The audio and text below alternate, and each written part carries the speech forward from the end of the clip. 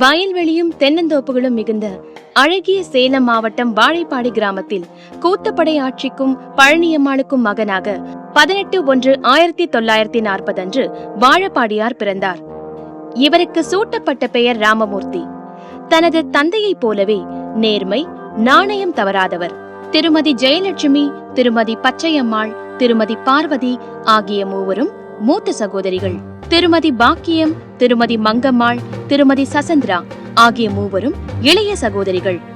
முதல் வகுப்பு முதல் 4ஆம் வகுப்பு வரை மங்கலம்பேட்டை ஆரம்ப பள்ளியில் கல்வி பயின்றார். வாழப்பாடியில் 5ஆம் வகுப்பு படித்தார். 6 வகுப்பு முதல் 8ஆம் வகுப்பு வரை வல்லாலகுண்டத்தில் படித்தார். SLC வரை உளுந்தூர்பேட்டை உயர்நிலைப் பள்ளியில் படித்தார். 1960 முதல் 65 சிதம்பரம் அண்ணாமலை பல்கலைக்கழகத்தில் BCom படித்தேறினார். 1968 சென்னை சட்டக்கல்லூரியில் படித்து BL முடித்தார்.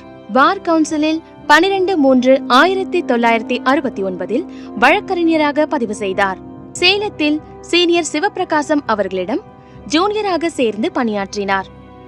1967 மார்ச் 5 திராவிட கழகத்திலிருந்து விலகி காங்கிரஸில் தன்னை ஈடுபடுத்திக் கொண்டார். பெருந்தலைவர் காமராஜரது தலைமையை ஏற்று அரசியல்வாதி ஆனார். 5/7/1970 திருமணம் நடைபெற்றது. 1968 முதல் 71 வரை சேலம் மாவட்டம் இளைஞர் காங்கிரஸ் அமைப்பாளராக பணியாற்றினார். கருப்பு சட்டை மற்றும் கைத்தறி உடைகளை மட்டுமே அணிந்தார். 12 லட்சம் கிராம தொழிலாளர்களை கொண்ட INLRF என்ற அமைப்புக்கு தலைமை தாங்கினார். இந்த அமைப்பு இடம்பெற்ற சர்வதேச அமைப்பிற்கு 2 முறை சர்வதேச துணைத் தலைவராக தேர்ந்தெடுக்கப்பட்டார். 1971 காமராஜர் பாராளுமன்றத்தில் போட்டியிட வாய்ப்பு கொடுத்தார். 1972 சேலம் மாவட்டம் INTUC கவுன்சில் தலைவரானார். 1974 மாநில INTUC துணைத் தலைவரானார். 1976 நாடாளுமன்ற உறுப்பினரானார். 1972 மின் கட்டண உயர்வு, விவசாயிகள் பிரச்சினை காரணமாக மறியல் போராட்டத்தினால் 6 வார காலம் சேலம் மத்திய சிறையில் இருந்தார். மேட்டூர் மின் தொழிலாளர் கோரிக்கைக்காக உண்ணாவிரத போராட்டம் நடத்தி 12 நாட்கள் சிறையில் இருந்தார். 1989 ஏப்ரல் 10 ராஜீவ்காந்தி இவரை தமிழ்நாடு காங்கிரஸ் கமிட்டி தலைவராக நியமித்தார். 1991 ஜூன் 21 பிரதமர் நரசிம்மராவ் அமைச்சரவையில் மத்திய தொழிலாளர் நலத்துறை இணை அமைச்சராக பொறுப்பேற்றார். பொறுப்பேற்ற 39வது நாளான ஜூலை 29ஆம் நாள் காவிரி நீர் பங்கீட்டு பிரச்சனையில் மத்திய அரசு சரியான முடிவை அளிக்க தவறிவிட்டது என்று கூறி ராஜினாமா செய்தார். அணு ஆயுதமற்ற வன்முறையற்ற உலகம், இந்திய சோவியத் காட்சி உண்மை, ஆவணங்கள் ஆகிய நூல்களை மற்றவர்களுடன் சேர்ந்து வாழப்பாடியார் எழுதியுள்ளார். 1994 பிப்ரவரி 26 மறைமலை நகர் காமராஜர் ரயில் நிலையம் என்று பெயர் அமைத்தது வாழப்பாடியாரின் பெரும் முயற்சிதான் காரணம் என்பதை அனைவரும் உணர்வர். தமிழ்நாடு காங்கிரஸ் கட்சி தலைவர், நாடாளுமன்ற உறுப்பினர், மத்திய அமைச்சர் போன்ற பல்வேறு உயர் பதவிகளை வகித்து வந்த அவர் பெட்ரோலியத்துறை அமைச்சராக இருந்தபோது அவர் வழங்கிய இலவச எரிவாயு இணைப்புகளும் எரிவாயு மற்றும் பெட்ரோல் வங்கி முகமைகளும் யாராலும் மறக்க இயலாது. 1998ஆம் ஆண்டு பிரதமர் வாஜ்பாய் அமைச்சரவையில் பெட்ரோலியத்துறை அமைச்சராக பொறுப்பேற்றார். மத்திய அமைச்சராக இந்தியாவின் சார்பில் ஈராக் அதிபர் சதாம் ஹுசேனிடம் பேச்சுவார்த்தை நடத்தி ஒப்பந்தம் செய்த உயர்ந்த மனிதர் வாழப்பாடியார்.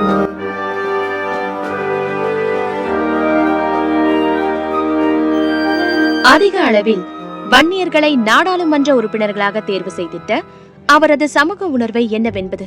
2009 வன்னியர் பொதுச்சொத்து நலவாரியம் அமைத்திட முன்னோடியாக இருந்த பெருமை தலைவர் வாழப்பாடியாரையே சாரும். அதோடு மட்டுமின்றி சென்னையில் பெருந்தலைவர் படையாட்சியார் சிலை அமைக்க முன்னோடியாக இருந்தவரும் அவரே. மேலும் வன்னிய சமுதாய மக்களுக்கு வேண்டிய போதெல்லாம் உதவிக்கரம் நீட்டிய தன்னலமற்ற சமூக சாதனையாளராக விளங்கினார். மகன்கள் 2. முதலில் சுகந்தன் பிறந்தார். 2வது மகன் கர்ணன். ஒரே மகள் சம்பந்தம்மாள் என்பது அவரின் பெயர். மூவரும் படித்து நன்னிலையில் உள்ளனர். தமிழக அரசியலில் எழுச்சி தலைவராகவும் அரசியல் தலைவராகவும் விளங்கிய வாழப்பாடியார் 27/9/2002 மறைந்தார்.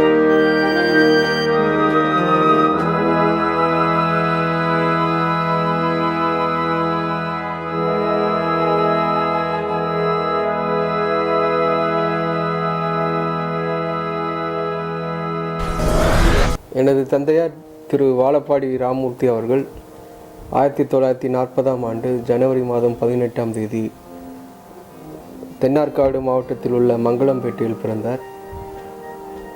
பள்ளி கல்வியும், அதாவது தொடக்க பள்ளி கல்வியும் அங்குதான் அவர் பயின்றார். அப்போது அங்கு எனது தாத்தா அவர்கள் அங்கு வியாபாரம் செய்து கொண்டிருந்தார்கள். எங்களுடைய பூர்வீகம் சேலம் மாவட்டத்தில் உள்ள வாழப்பாடி தான். 6ஆம் வகுப்புக்கு பிறகு அவர் பயின்றதெல்லாம் வாழப்பாடியில் உள்ள பள்ளியில்தான். பின்னர் பியூசி படிப்பை காஞ்சிபுரத்தில் உள்ள பச்சையப்பன் கல்லூரியில் பயின்றார். அதன் பிறகு அண்ணாமலை யூனிவர்சிட்டியில் பிகாம் மற்றும் பிஎல் படித்தார். அதன் பிறகு தொழிற்சங்கவாதியாக தன்னுடைய அதாவது பொது வாழ்க்கை பயணத்தை தொடர்ந்தவர். முதலில் சேலத்தில் உள்ள டால்மியா மேக்னசைட் என்ற நிறுவனத்தின் தொழிலாளர்களின் தலைவராக பொறுப்பேற்றார். அதன் பின்னர் சங்ககிரியில் உள்ள இந்தியா சிமெண்ட்ஸ் தொழிலாளர் நல சங்கத்திலும் ஐஎன்டியூசி சார்பாக அங்கு தலைவராக பொறுப்பேற்றார். சேலத்தில் நடைபெற்ற ஐஎன்டியூசி மாநில மாநாட்டிற்கு பிறகு சேலம் கவுன்சில் ஐஎன்டியூசி தலைவராக தேர்ந்தெடுக்கப்பட்டார். அதன் பிறகு படிப்படியாக அவர் உயர்ந்து தொழிற்சங்கத்தில் மாநில அளவில் தமிழ்நாடு துணைத் தலைவராகவும், பின்னர் தமிழ்நாடு ஐஎன்டியூசி தலைவராகவும், ஒரு கட்டத்தில் அகில இந்திய ஐஎன்டியூசியின் துணைத் தலைவராகவும் பொறுப்பேற்று தொழிலாளர்களுக்காக உழைத்தவர். தலைவர் வாழப்பாடியார் அவர்கள் ஒரு சாமானிய குடும்பத்தில் பிறந்து சாதாரண மக்களுக்காக, தொழிலாளர்களுக்காக தன்னுடைய பொது வாழ்க்கையை தொடங்கி நாடாளுமன்ற உறுப்பினர், மத்திய அமைச்சர் என்று உயர்ந்து சதாம் ஹுசேன் அவர்களோடு அமர்ந்து பேசி இந்தியாவின் சார்பில் ஒப்பந்தம் போடக்கூடிய அளவிற்கு உயர்ந்த ஒரு மாமனிதர்.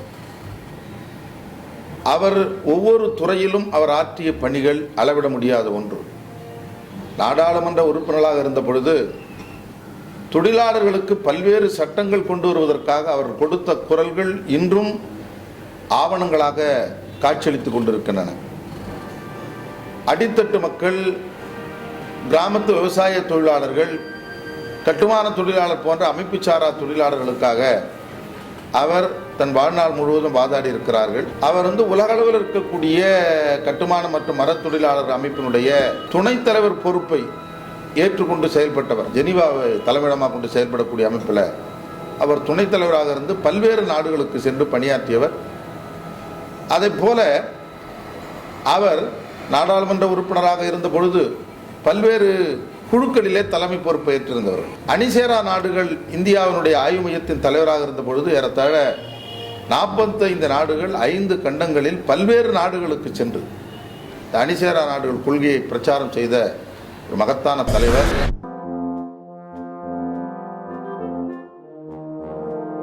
மசோதா எண் 15 கீழ் 983 தேர்தல் கமிஷன் மூலமாகவே உள்ளாட்சி தேர்தல் நடத்த செய்தவர் வாழப்பாடியார்.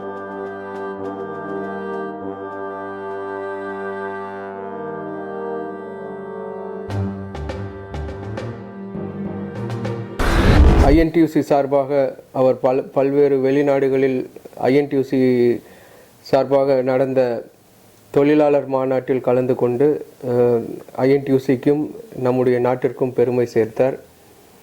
ஜப்பானில் உள்ள ஒசாகா நகரம், அங்கு அவரை கௌரவ குடிமகனாக தேர்ந்தெடுத்தார்கள்.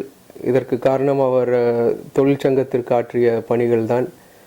அதன் சின்னமாக ஒரு தங்க சாவியையும் கொடுத்துள்ளார்கள். அந்த சாவி தற்போது சேலம் மாவட்டத்தில் உள்ள சங்ககிரியில் உள்ள ஐஎன்டியூசி கவுன்சிலில் அந்த சாவி வைக்கப்பட்டிருக்கிறது. தன்னுடைய அரசியல் வாழ்க்கையை முதலாக 1971ஆம் ஆண்டு, அதாவது காமராஜர் தலைமையில் செயல்பட்ட காங்கிரஸ் கட்சி சார்பாக மேட்டூர் தொகுதியில் போட்டியிட்டு வெற்றி வாய்ப்பினை இழந்தார்.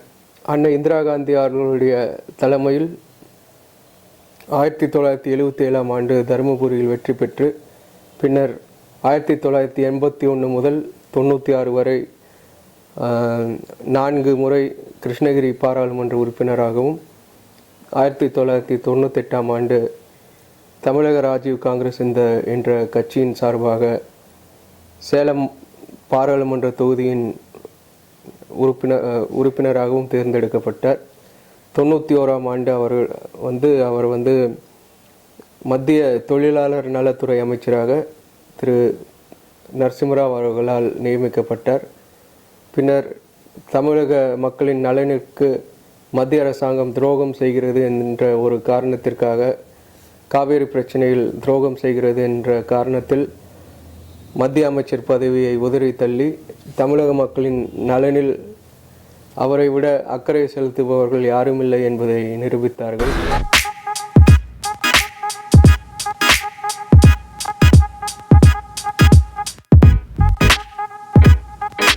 காவிரி பிரச்சனை என்பது தமிழ்நாட்டினுடைய ஜீவாதார பிரச்சனையாகும்.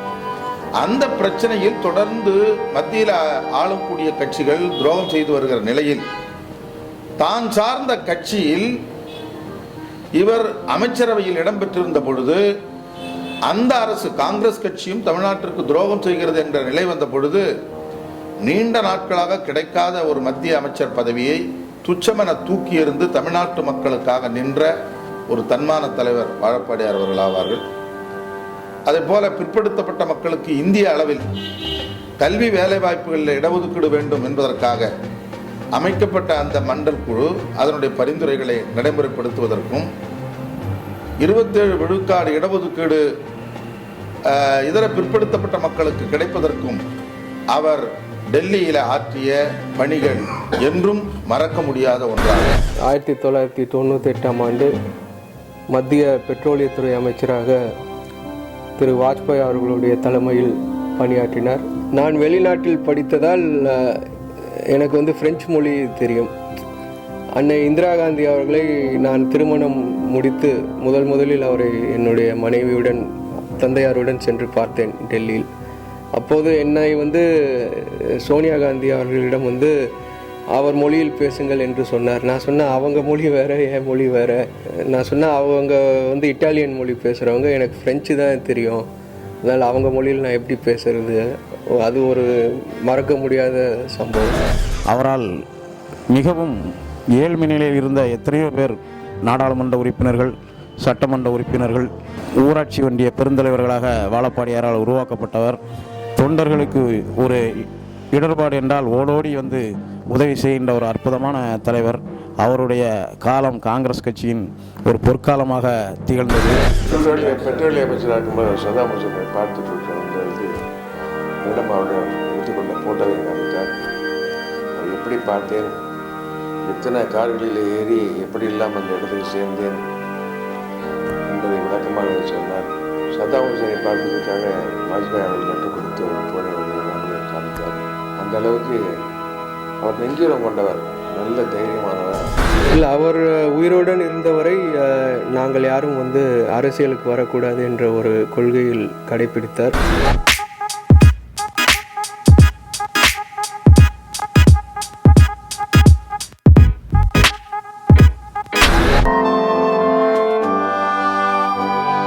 வாழப்பாடியாரின் 77வது பிறந்தநாள் விழா சிறப்பாக நடைபெற்றது.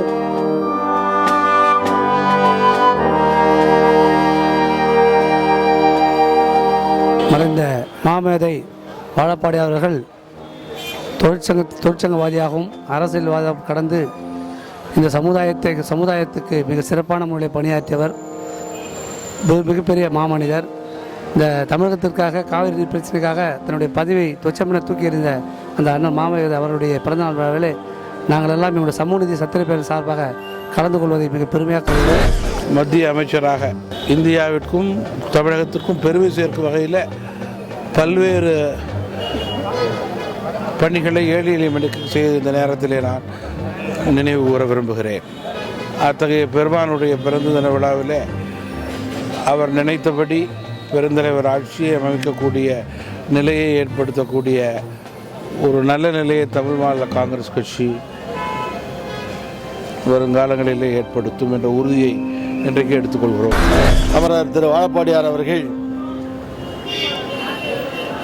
தமிழக காங்கிரஸ் கட்சியினுடைய தலைவராக இருந்தபோது தமிழக காங்கிரஸ் கட்சியை மாநில அளவில் எல்லா கிராமங்களிலேயும் மிக துடிப்போடும்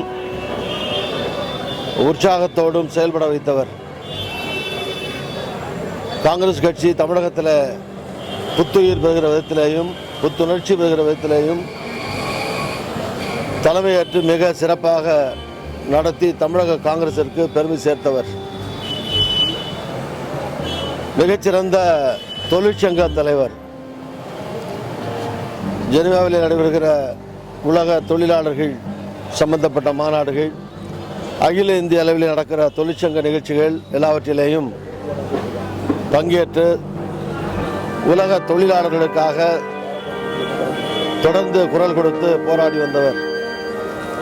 மத்திய அமைச்சராக இருந்து மிக நிதானமாகவும் துணிச்சலோடும் மிக சிறப்பாகவும் செயல்பட்டவர். தமிழக மக்களுடைய வாழ்வாதாரமாக இருக்கிற காவிரி நதிநீர் பிரச்சனைக்காக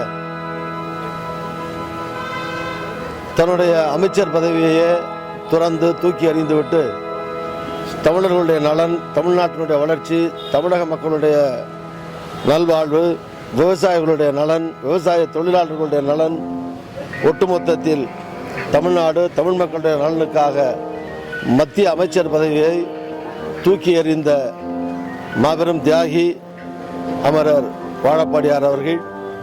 அவருடைய புகழ் என்றென்றும் நிலைத்து நிற்க இந்த நேரத்திலே வாழ்த்துகிறேன். ஒட்டுமொத்த சமூகத்திற்கு மட்டுமல்ல, தான் சார்ந்த சமூகத்திற்கு, வன்னிய சமூகத்திற்கு ஒரு கலங்கரை விளக்கமாக விளங்கியவர். வன்னியன் பாதிக்கப்பட்டால் எந்த ரூபத்தில் இருந்தாலும் அவர்களுக்கு உதவுவதில் ஓடோடி வந்து முன்னின்றவர் தலைவர் வாழப்பாடி அவர்கள் ஆவார். நான் பார்த்த வரையில், கேட்ட அளவில், அறிந்த அளவில் வாழப்பாடியாரை போன்று சமூக உணர்வோடு செயல்பட்ட ஒரு தலைவரை இதுவரையில் கண்டதில்லை. அவர் சமூகத்தால் தலைவரானவர் அல்ல, அவர் சமூகத்தால் அமைச்சரானவர் அல்ல, நாடாளுமன்ற உறுப்பினர் ஆனவர் அல்ல, உயர்ந்த அரசியல் அங்கீகாரத்தை அந்தஸ்தை பெற்றவர் அல்ல. ஆனால் தனக்கு கிடைத்த அந்த அரசியல் அங்கீகாரத்தை, அதிகாரத்தை, அந்தஸ்தை முழுமையாக சமூகத்திற்கு பயன்படுத்தியவர் தலைவர் வாழப்பாடியார் ஆவார். பல பேர் இன்றைக்கு சமூகத்தை அரசியலுக்கு பயன்படுத்திக் கொள்ளுகிறார்கள். தேவைப்படும் போது சமூகத்தை இழுக்கிறார், சமூகத்தை கையில் எடுக்கிறார். ஆனால் தலைவர் வாழப்பாடியார் அவர்கள் சமூகத்தை காட்டி அரசியல் செய்யவில்லை, சமூகத்தால் அரசியல் அங்கீகாரத்தை பெறவில்லை என்றாலும் இந்த சமூகத்திற்காக தன்னுடைய உயர்ந்த அதிகாரத்தை, அங்கீகாரத்தை, அந்தஸ்தை, அரசியல் பலத்தை பயன்படுத்திய ஒரு ஒப்பற்ற தலைவர் வாழப்பாடியார் ஆவார். அவருடைய மறைவு என்பது வன்னிய சமூகத்திற்கு மிகப்பெரிய இழப்பு, தமிழ்நாட்டு மக்களுக்கு பெரும் இழப்பு. அவரை பற்றி அடுத்த தலைமுறைக்கு கொண்டு செல்வது என்பது இந்த சமூகத்தின் அடுத்த தலைமுறைக்கு வழிகாட்டக்கூடிய தலைவர்களை உருவாக்குவதற்கும் அவருடைய தியாகங்களை நினைத்து பார்ப்பதற்கும் பயன்படும் என்ற வகையிலே தான் சமூக நீதி சத்திரியர் பேரவையின் சார்பில் ஒவ்வொரு ஆண்டும் தலைவர் வாழப்பாடியார் அவருடைய பிறந்த நாளை எடுப்பதென்று முடிவெடுத்து ஒவ்வொரு ஆண்டும் அவருடைய நிகழ்ச்சியை நாங்கள் நடத்தி கொண்டு வருகிறோம்.